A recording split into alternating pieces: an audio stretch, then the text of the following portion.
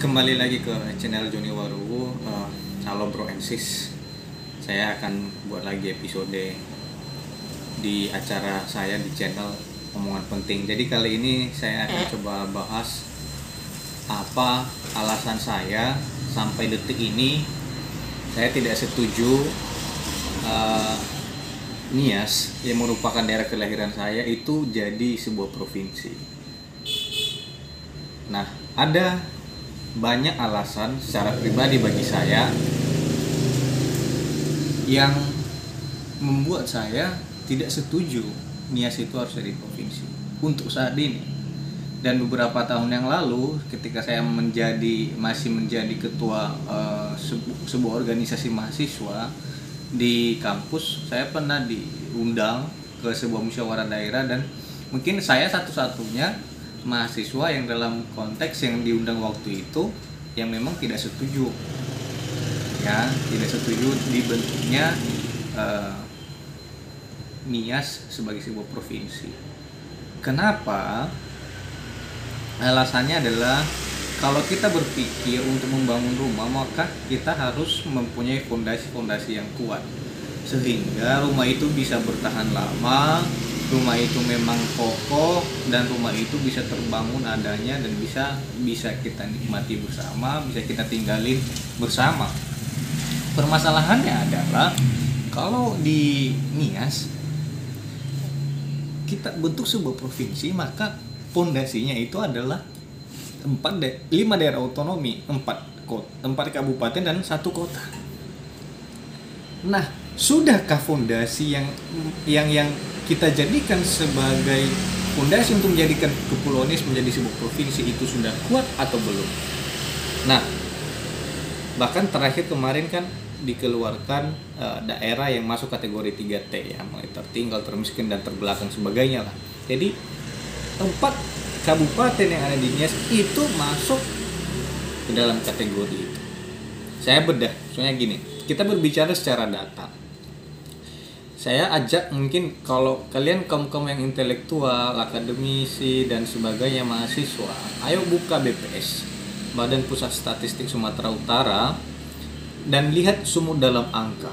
Lihat angka-angka yang didapatkan 4-5 daerah otonomi yang ada di Nias. Semua yang terjelek, semua yang terbelakang, di mana? Siapa yang menduduki posisi-posisi terbelakang? Yang dari daerah itu. Kita nggak usah menutupi diri akan hal ini. Inilah sebenarnya hasil kerja, hasil raport dari 5 daerah otonomi yang ada di Kepulauan Nias. Jadi, ya, apakah kemudian ada kemajuan? Ya, ada kemajuan memang. Ada kemajuan, tapi tidak seimbang dan tidak sebanding dengan daerah lain. Bahkan hanya di daerah Sumatera Utara. Di daerah Sumatera Utara, kalau kalian lihat baca itu di dalam sumut dalam angka setiap tahun kalian harus mengikuti itu, apalagi kalau kalian mahasiswa. Kalian akan melihat bahwa termiskin lah, yang pengangguran terbanyak lah, pendapatan daerah terkecil dan sebagainya, indeks pembangunan manusianya yang terkecil dan sebagainya. Siapa yang selalu menduduki yang terbelakang? Kita. Lalu itu yang pantas menjadi sebuah provinsi? Tidak. Ada banyak lagi hal-hal yang memang membuat saya juga tidak mendukung. Yang pertama adalah janji daripada pemerintah, janji daripada orang-orang yang memang ingin mewujudkannya jadi provinsi. Kenapa? Coba tanya. Salah satu alasan mereka kenapa ingin membentuk Nias jadi provinsi adalah supaya maju.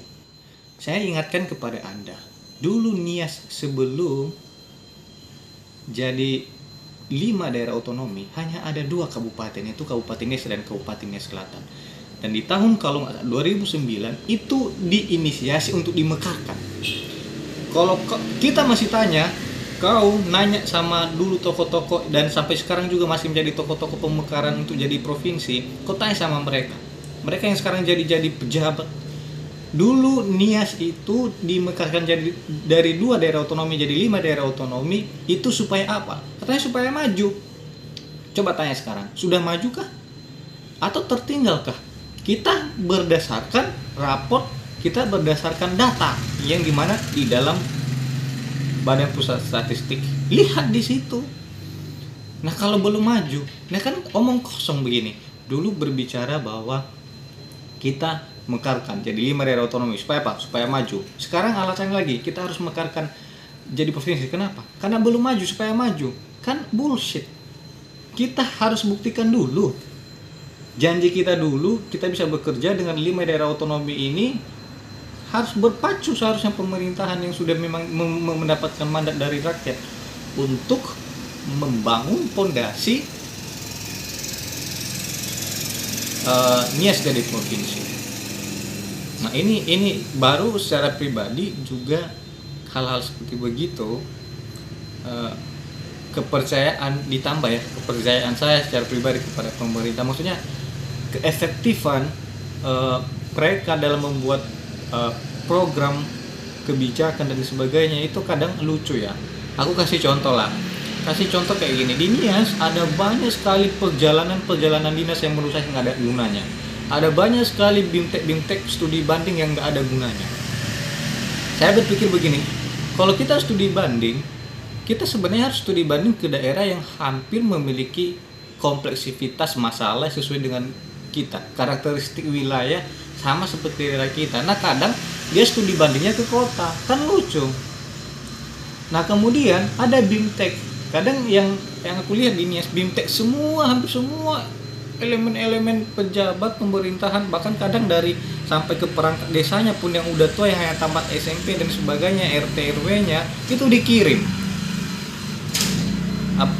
aparat desanya. Kadang aku berpikir kan, ada yang memang dia walaupun mungkin udah beberapa tahun diajarkan bagaimana mempergunakan komputer, itu nggak akan bisa lagi karena memang ya dia udah tua juga, bukan udah masanya, dan itu dikirim. Nah tapi nggak masalah itu sih yang paling penting.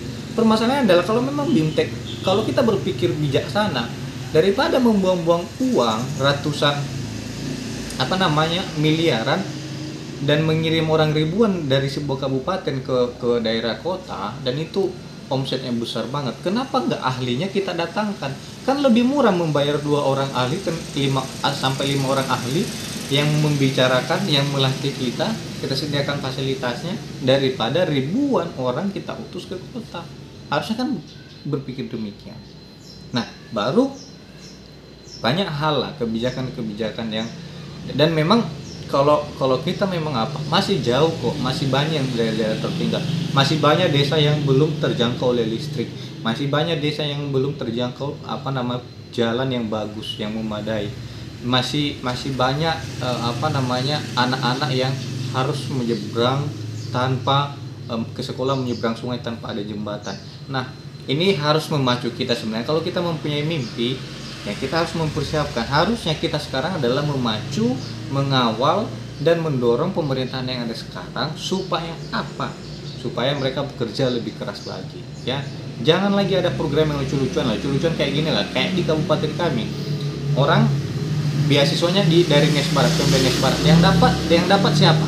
Yang dapat kadang dari Kota Gunung Sitoli. Kan lucu. Bapaknya, mamanya udah KTP-nya Kota Gunung Sitoli, kartu keluarganya kartu keluarga Gunung Sitoli. Yang dapat beasiswa siapa? Yang ngasih beasiswa siapa? Dari Kabupaten Nias Barat contohnya. Itu hal kecil. Dan ini bukan hanya saya rasa bukan hanya terjadi di kabupaten saya, di Kabupaten Nias Barat. Dan inilah yang harus kita bahkan, korupsi, kolusi, dan nepotisme. Nepotisme ini sangat-sangat tinggi di daerah kita. Kadang coba bayangkanlah, kalau kita mengurus sesuatu atau kita berurusan dengan sebuah kantor aja, kadang keluarga kita secara tidak langsung kadang berbicara begini, gampangnya tuh, sona mau talu, sona gibayau, sona mau sahi badaisto. Ini yang membuat kita tidak maju. Banyak hal yang membuat